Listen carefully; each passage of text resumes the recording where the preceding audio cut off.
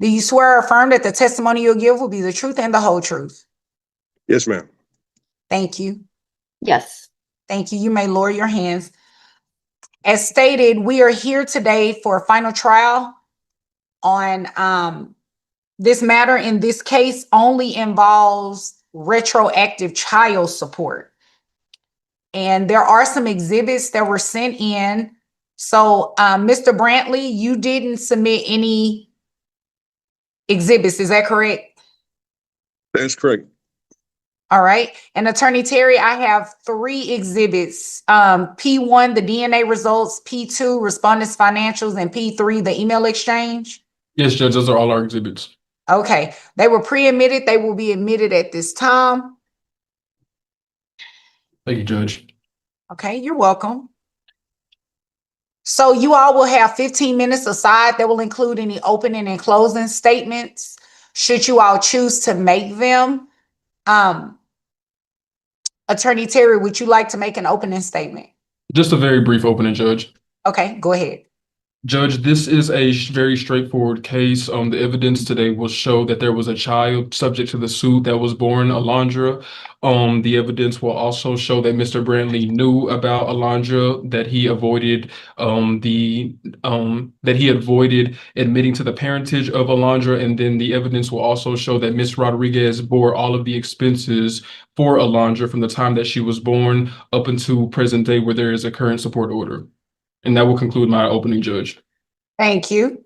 Mr. Brantley, would you like to make an opening statement? An opening statement is just you telling me what the evidence is going to show on your side of the case.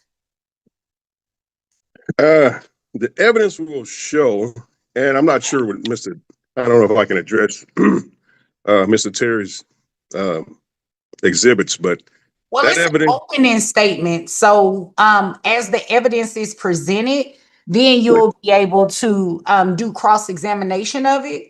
But for now, just an opening statement is you telling me what the evidence will show in regards to what you're asking me to do.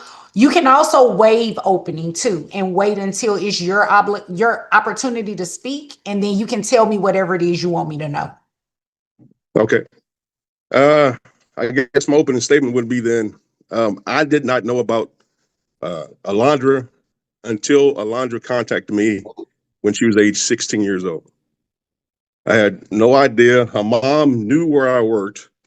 She knew where I lived. She did not, even to this day, she has not officially notified me. The person that officially notified me that Alondra was my child was Alondra herself. So I'm not sure what evidence they have to show that. It is not in the 3 exhibits that they spoke on. But I believe that is the end of my statement at this time. Thank you.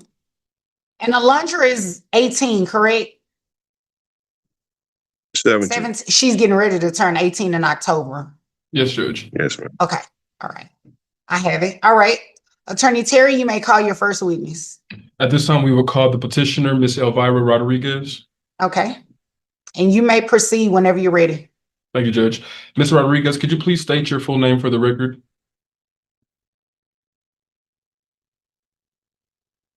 Elvira Lucia Rodriguez de Leon. And Alondra Rodriguez is your daughter, correct? Yes.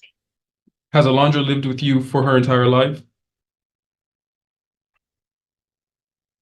Yes. Were you and Mr. Brantley in a relationship around the time that Alondra was conceived?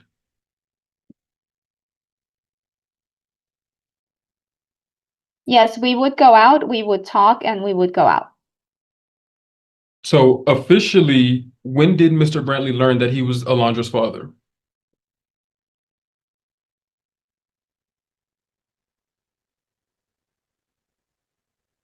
When I was pregnant, I called him to tell him that I was pregnant.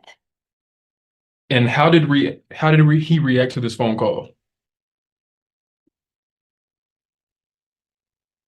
Not very well. Could you tell the court if there was any conversation that you and Mr. Brantley had surrounding you letting him know that you were pregnant with Alondra?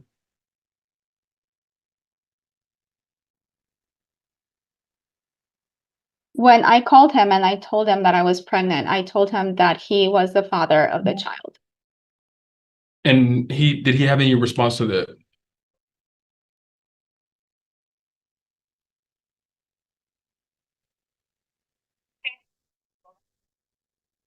He just said, okay, but that was it, not much. Okay. Was there a DNA test done in this case, Ms. Rodriguez?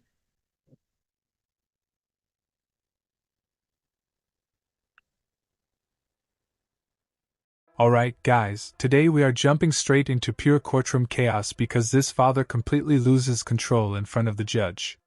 What starts as a disagreement over the mother's testimony suddenly explodes when he calls her statement a bald-faced lie. Right in court. You can hear the frustration building as the judge immediately steps in to warn him about his behavior. Then, just seconds later, he slips and uses profanity during the hearing, making the entire courtroom atmosphere instantly tense. This is the kind of opening that immediately grabs attention because you already know emotions are about to overpower logic in this case. Yes, when we came here with the lawyer and the court sent us. And that DNA test established Mr. Brantley as the father of Alondra, correct?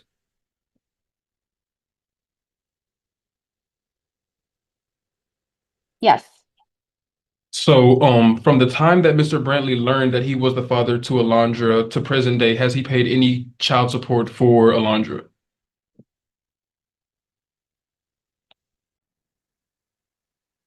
No.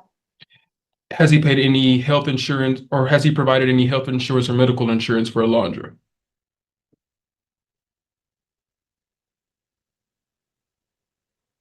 No.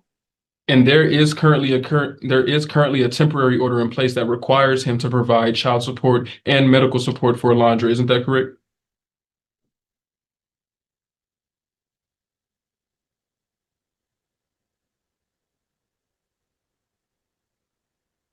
Yes.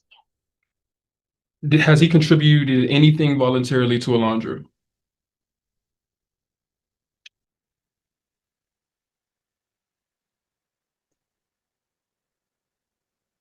Yes, when he met her, he got her a Christmas present and he took her to the store to buy shoes and clothing for school. Okay. So regarding the current temporary order that was entered on February 2026, Mr. Brantley was ordered to pay roughly $994.99 per month. Is that correct?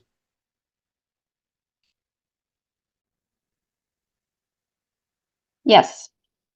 And that was based on Mr. Brantley's current income, correct?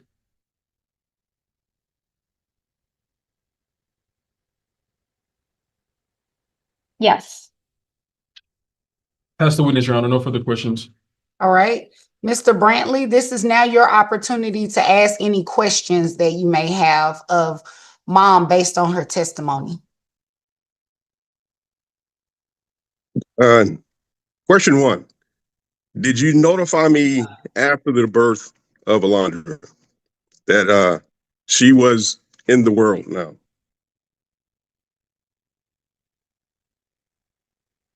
No. So after, I just want to be clear, after the birth of Alondra, you never notified me that she was here. No. Okay. Besides, oh, Oh, she was still speaking. I'm sorry. Adelante, señora. I didn't tell you I no longer had your phone number.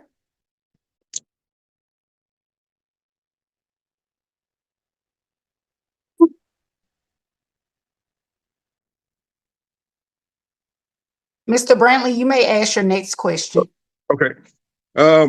Did you know where I worked or where I lived during these 16 years until Alondra contacted me?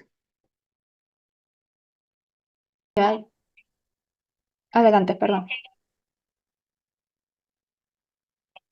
Yes, but I did not look for you because you said you didn't want to know anything about us when I told you that I was pregnant.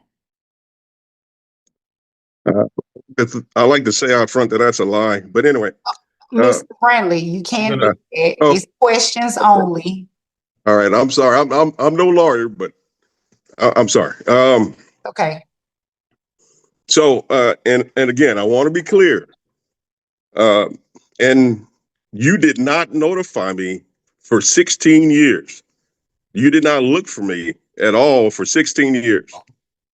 And well, that's the question. I did not look for you because you didn't want to have anything with us. And Alondra called you on the phone when she was 15, not 16. So, all right. So, at 15, did I reject you or did I embrace Alondra?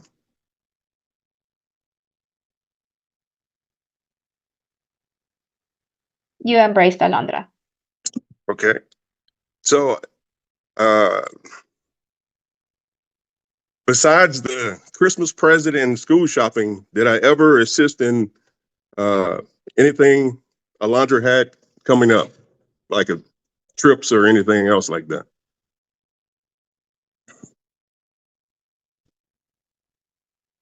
Trips? No. Did, you said no, so I never gave you $500 for a trip Oh, or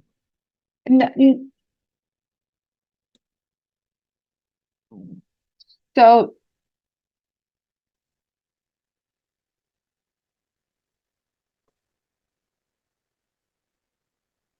no trips. He has not gone on trips on me, but on trips with me.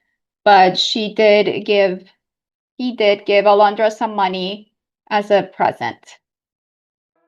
Buckle up, guys, because this courtroom battle starts with two completely different versions of the same story. The attorney opens by claiming the father knew about the child all along and deliberately avoided responsibility for years.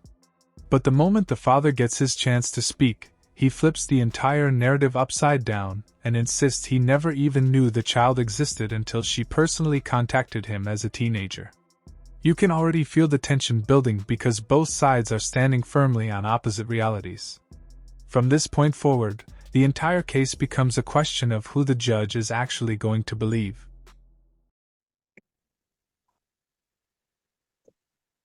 We have not taken any trips together, but when we took a trip last year, he did give Alondra some money so she could have money to spend. no, no. Well, I was told it was something for school. I don't know if it was a trip that she was going to take. I'm not sure what it was. I didn't really ask questions. I just did I not provide some type of money to help her with the trip multiple times.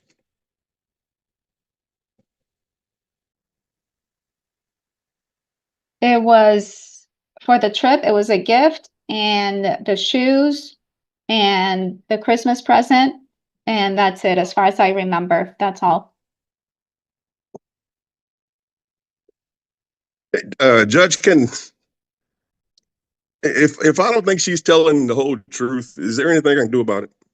Well, when it is your opportunity to tell me what you want me to know on your, Okay. what it's called a case in chief. So after you hear Mr. Terry say that he rests, that means that it's your opportunity to speak. So at that time, you can tell me everything you want me to know, including what you want me to know about her testimony. Okay. Uh, Do you have any further questions of her? Stand by. I'm trying to do this off of my head, so I'm sorry if it's taking a minute here.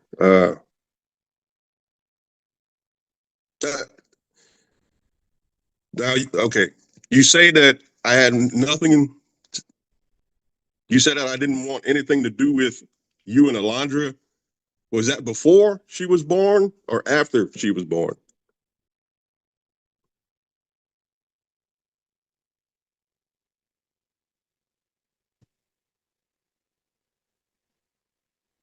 Before she was born. After she was born, hold on a second. Después de que nació.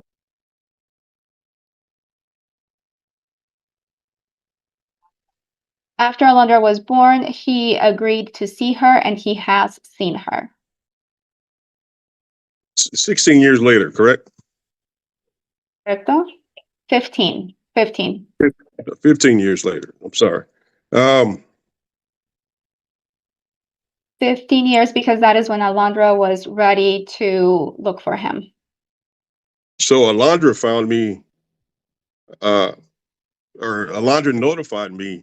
Oh, I'm sorry.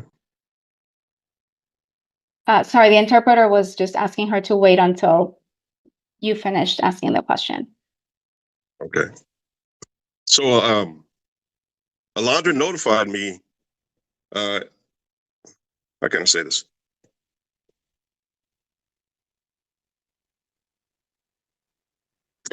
So if you needed assistance, why did you not notify me after the birth?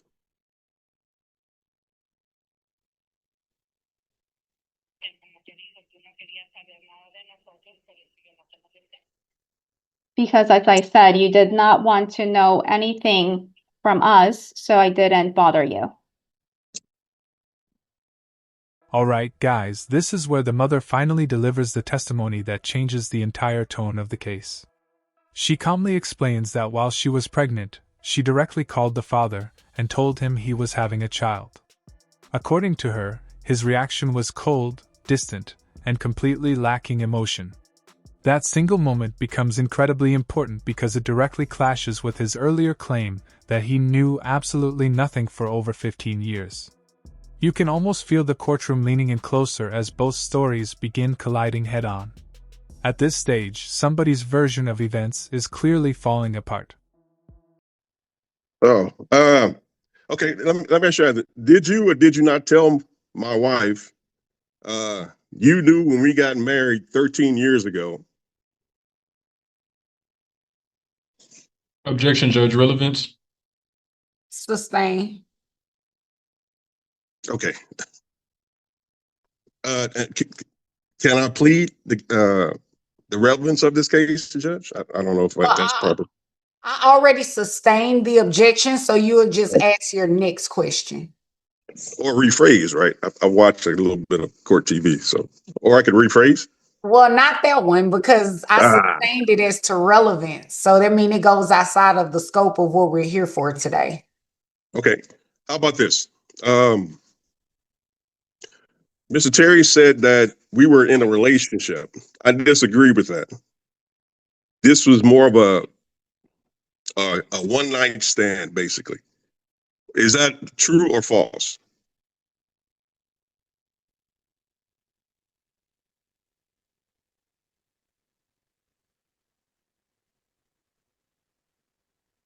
That is false, because we went out several times and you came to my Oh, place of work several times, and my coworkers knew that you and I were dating, that's and his friends also knew that we were going out.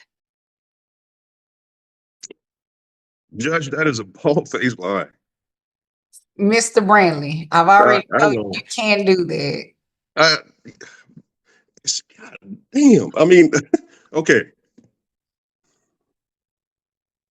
You cannot use profanity in Oh, court, Mr. oh, Brantley. okay. Judge, that is a lie. How about that? Okay, That Mr. is a Brantley, lie. how about this? I don't want to derail what it is that you're trying to do. Let's refocus here. Remember, Okay. the issue that is before me is retroactive child support. So anything that does not have anything to do with retroactive child support and whether or not you should pay it or the amount that she's requesting, stay away from those questions. I only need Okay. to hear evidence involving that. Judge, I am not familiar with I need to prove that then. The only thing I can prove right now is I didn't know. Yes, she told me. No, we were not in a relation. I don't know if this is the time to do it. If it's not, then stop me. Well, no, it's not. Yes, we. It's not. Okay. because it doesn't even matter if you all were in a relationship or not. And actually, the family Okay. code doesn't even look that deep into it. The Okay. child is here. There's a DNA test on file that confirms you are the father. So that triggers your legal obligation to pay child support. Okay. At this point, Okay. you're essentially trying to plead, if that's what you're wanting to do, that retroactive child support, either you shouldn't have to pay it or you shouldn't have to pay the amount that she's requesting. That's essentially what you would be doing in opposition to what she's asking for, because that's what she wants. See, I don't know the ins and outs of, okay, or I don't know if you're obligated to tell me, what do I need to prove to, or how can I stop that? I know you can't, I Taylor. can't answer that. Or, I can't I answer know you that. can't. We're at final trial. You would have had to Yeah. ask an attorney. You would have had to have asked an attorney about that prior to today. Yeah. So what you could do is, this is an option for you. If you don't have any more questions to her as it relates to the retroactive child support, you can say, Judge, I passed this witness, and then she'll be asked any redirect questions by her attorney, and then Okay. her attorney will call his next witness. If it's you, you'll be able to get your opportunity to speak. Okay. All right. I have a question. Yes, sir. Um, all right. Here's the question. If I was not notified until Alondra was the age of 15, so she was alive in the world, for 15 years, and you did not tell me, and didn't give me the opportunity to support you. Alright, guys, now the financial side of this case finally hits the courtroom hard, and this is where the stakes become very real. The attorney walks through the DNA confirmation, the lack of child support, and the claim that the mother carried every single expense alone for years. Then comes the number that changes the atmosphere completely, nearly $1,000 per month in child support based on his income. Suddenly, this is no longer just an emotional argument about the past. It becomes a serious financial battle with legal consequences attached to every answer being given in court. Support her. Then why do you think you deserve retro today? Why are you trying to last minute this thing? I'm gonna Instead of judge compound. He already asked a question, and he asked another question right after that. Oh, okay. Sustained. So you have to ask one question at a time, Mr. Brantley. Okay. You can answer the first question then. Okay. Repeat the first question for her. Just the first question. First question. Okay, here you go. If it's true that I said I wanted nothing to do with Alondra, why did you wait 15 years? Well, you didn't notify me. Why did you allow Alondra to wait 15 years to notify me?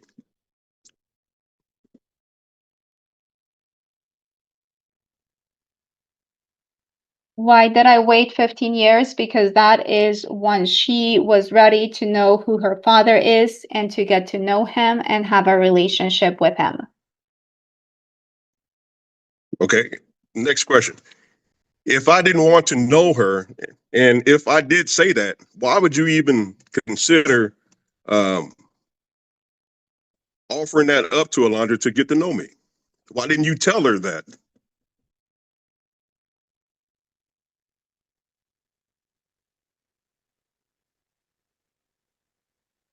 I don't understand the question. I don't know what he is trying to ask exactly.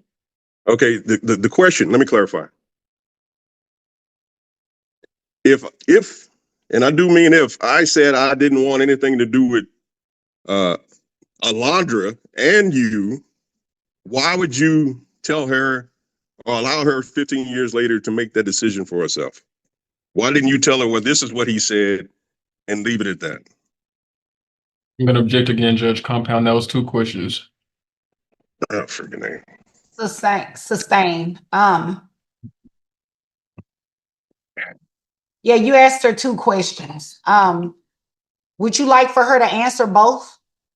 Yeah, yes, ma'am. Yes, ma'am. Okay, so the first question was, ma'am, why would you tell her or allow her 15 years later to make that decision herself?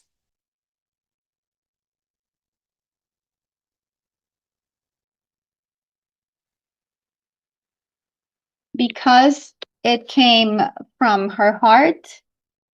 She wanted to have a relationship with him, and I was not going to get in the way. If she wants something, I'm not going to get in the way of her getting to know her father.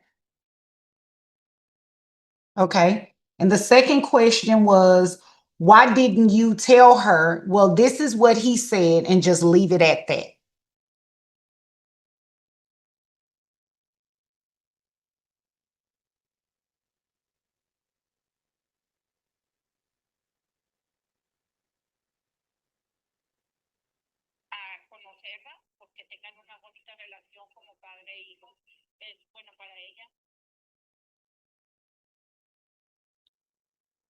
Because if she wanted to know him and he agreed to get to know her, they could have a nice relationship and it would be good for her. Okay. Okay. All right. Does it not make sense what you're saying? Why would you think that we would have a good relationship if I was the guy that said, I don't want anything to do with you? Please make that make sense. Objection, Compound. That was 3 questions. Okay. Sustain. I understand, Judge, on that one. That's fine. Okay. As far as the retro, I'm trying to stick to the retro. I'm trying to think of questions. So why do you think you deserve retro if you waited 15, 16 years for her to notify me? Objection, Judge. Speculation. That's not. Hold on 1 second. Let me read it back. First, trying to see if he's still talking. Overruled. The question was, why do you think you deserve retro if you waited 15 to 16 years for her to notify me? Buckle up, guys, because this cross-examination quickly turns into a direct emotional showdown between both parents. The father repeatedly presses her on one major question. If she knew where he worked and lived, why didn't she tell him after the child was born? But instead of backing down, the mother fires back by saying he already made it clear he wanted nothing to do with them. You can feel the frustration growing on both sides as every answer creates even more tension instead of clarity. This is the moment where the courtroom stops feeling procedural and starts feeling deeply personal.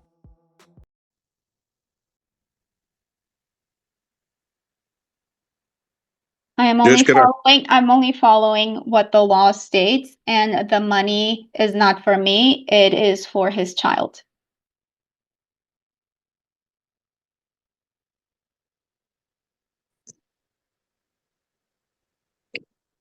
If the money was for the child, why did it take you 50? You're not answering the question. Why are you taking why did you take 15 years to notify me? Objection, Judge. Asked and answered. I think she's answered that question 3 times. Sustain. She did not. She answered it. It just wasn't probably the answer you were looking for. She said, I'm only following what the law states.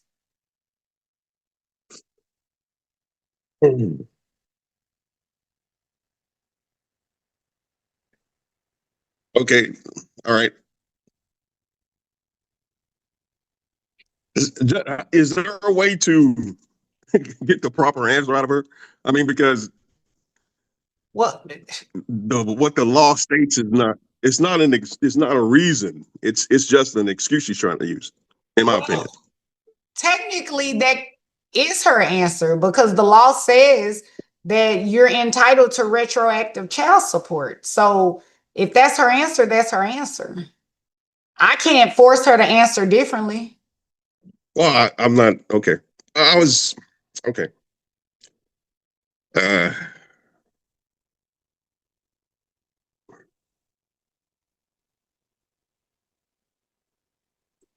All right, Judge, I'll pass.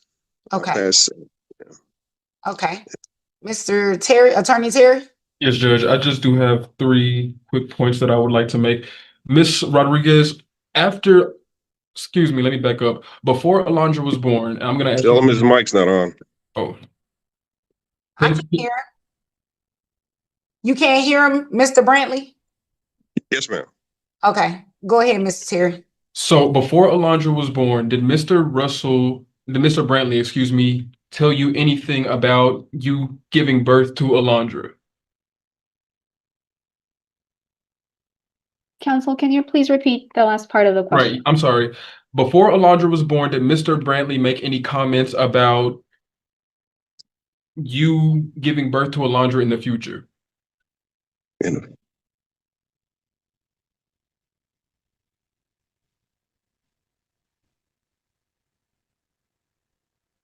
I do not understand the attorney's questions. Can you repeat, please?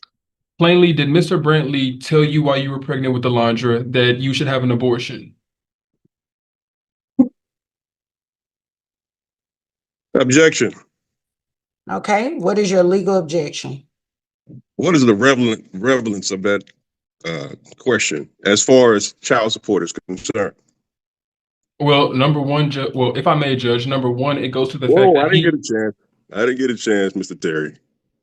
well, the objection wasn't sustained yet or overruled on, so I can, right. So, Mr. Brantley, I wanted to, I mean, you made a good objection. I wanted to hear what he was getting ready to say. Oh, okay, Judge. Go I ahead. didn't have it out. so Okay, Judge, I'm sorry. number one, I believe that the answer to this question would clarify the issue. It would better clarify the issue as to why Ms. Rodriguez waited so long to inform Mr. Brantley, and it would also provide to the court that Mr. Brantley did have noticed that Ms. Rodriguez was pregnant with Alondra at the time, which also I believe needs to be cleared for the record. Objection. Hold on, Mr. Brantley, you've already objected. Well, okay. I'm objecting. Well, Okay, I muted you because you cannot talk at the same time that I am. You have to allow him to finish, and then I will rule on your objection. I was getting ready to rule on his objection. I mean, on your objection. I'm sustaining the objection, which means he has to ask the next question. So I agreed with your objection. Does that make sense? Okay. Now you can unmute yourself. There you go. Okay. Attorney Terry? Yes, and just one last question, Ms. Rodriguez. As far as the amount of retroactive child support that we're seeking today, is it correct that you are seeking $23,879.76 in retroactive child support?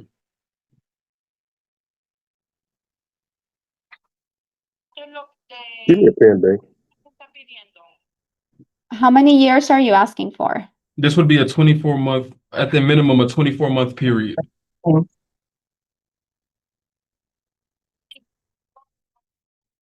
Alright, guys, now the father tries shifting the narrative by proving that once he finally met his daughter, he actually stepped up in certain ways. He starts listing gifts, money for trips, school shopping, and other moments where he claims he helped financially. But the mother immediately minimizes those contributions, describing them more as occasional gifts rather than true parental support. What makes this section so interesting is that both sides are technically describing the same events, but in completely different ways. One side sees effort and care, while the other sees far too little happening far too late. Yes, it is whatever the judge decides. No further questions for this witness, Your Honor, and we are going to risk, but I do want to clarify that I would like to cross-examine Mr. Brantley after his testimony. Okay, 1 second. Just to make sure that amount she was seeking, $23,879.76. Yes, Judge. Okay. All right. You rest. Mr. Brantley, now's your opportunity to speak. You can tell me whatever you want me to know about your portion of the case. You have 3 minutes and 37 seconds left. And Attorney Terry, you have 9 minutes and 17 seconds left. Quick question, Judge. Yes, sir. The 23, they're looking for 24 months? According to her testimony, she said it's at least 24 months. Okay. Okay, so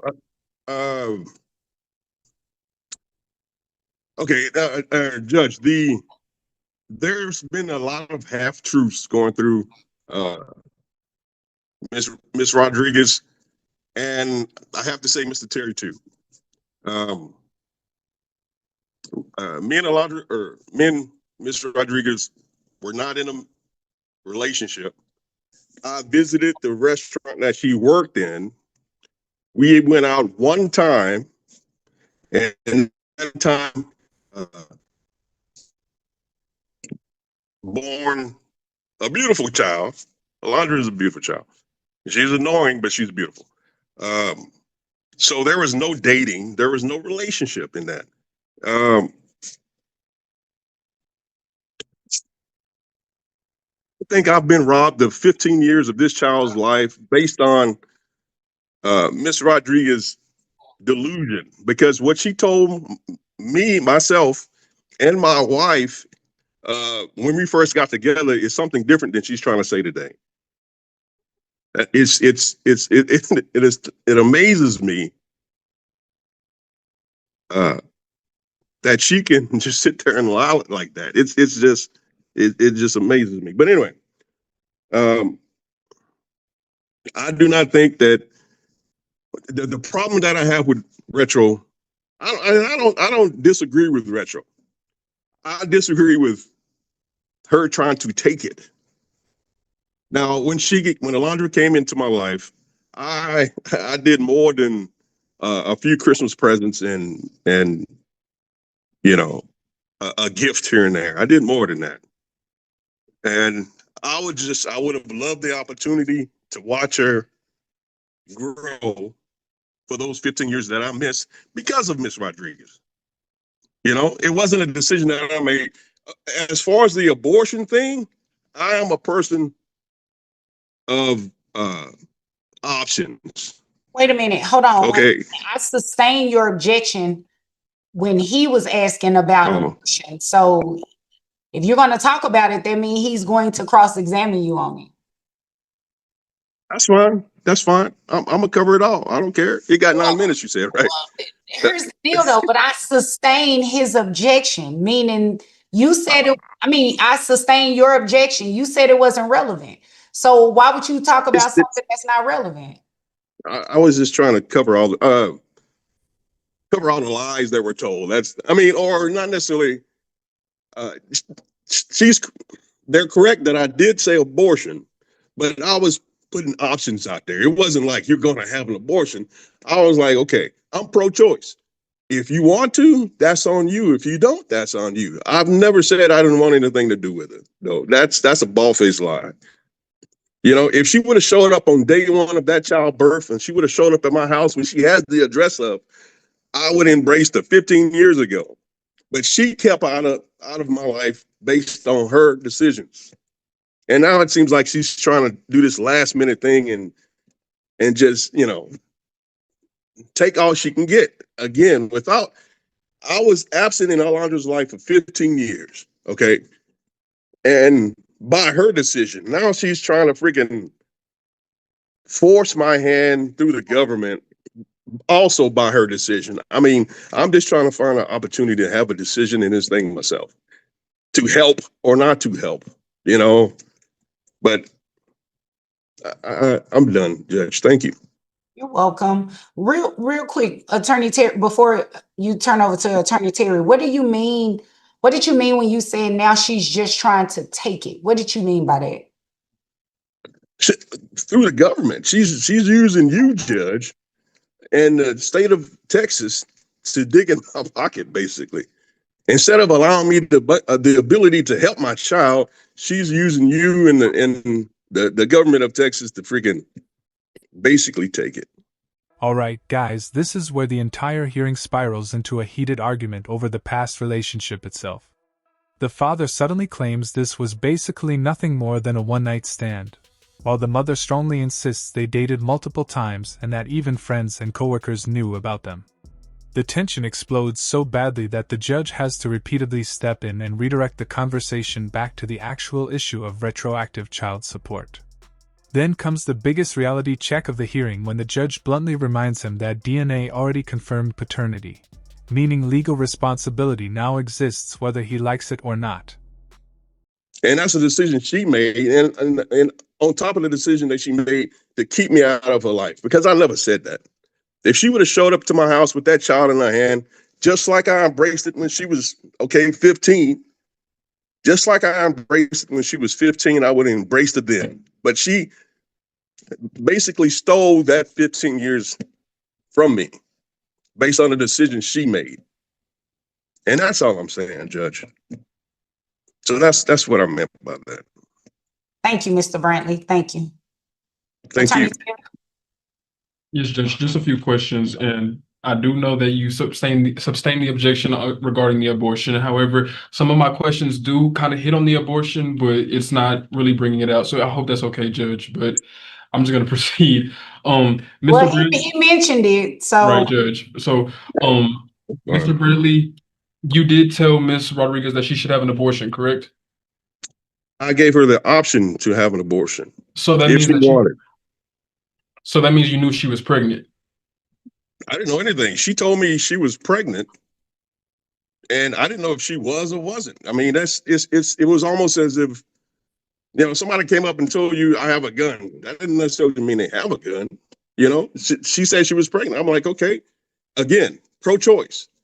If you want to have an abortion, I will help you with that, is what I told her. But I didn't know she was pregnant. No. Just because somebody says something doesn't make it true. I'm sorry, Mr. Terry. I'm sorry. So just to get this straight, you didn't know she was pregnant, but you did tell her she should have an abortion. That's your testimony today. That is not my testimony. My testimony is if she was pregnant, because I didn't know she was pregnant, because I was not in a relationship with her. And I gave her a choice. If she wanted to have an abortion, if she was pregnant, then I would help her with that. But I didn't know she was pregnant. No. So do you normally just go and tell women that, they should exercise their right of free choice without knowing that they're pregnant or not? It's not my decision. Like that's the definition of pro-choice. Objection, Judge. Non-responsive. Oh, I thought I was Sustain after it is not my decision. Okay. So I'm going to ask you another question. Right. So you talk about how Ms. Rodriguez didn't seek you out for 15 years, but I think from the evidence today, if you did know that she was pregnant, why didn't you seek her out for any of the time to communicate with your child? Okay. I did not know she was pregnant. Number two, the one time that we went out on a date, I picked her up from the Walmart near where she stays. So I never knew where she lived. And I hate to say it like this, if some crazy chick told me she was pregnant, I didn't necessarily ever wanted to see her again. Because I didn't know. I'm like, this chick crazy. What's she talking about? So But you did know where Ms. Rodriguez worked at, correct? yeah, I knew yeah. I frequented, and again, the dating is non-existent because I went to that restaurant a few times and ate with my coworkers. Doesn't mean that we were dating. I'm going to pass the witness, Judge. I don't have any further questions. Okay. Mr. Brantley, you have 40 seconds left. Is there anything else you would like for me to know? Buckle up, guys, because this final section feels like pure desperation mixed with frustration as the father struggles to understand how retroactive child support even works. He openly admits he does not understand the legal system and keeps trying to figure out what exactly he needs to prove in order to stop the payments. Then he finally delivers the emotional question driving his entire defense. If she waited 15 years to contact him, why should he suddenly owe retroactive support now? The courtroom becomes incredibly tense here because underneath the legal arguments, you can hear years of resentment, confusion, and regret all crashing together at once.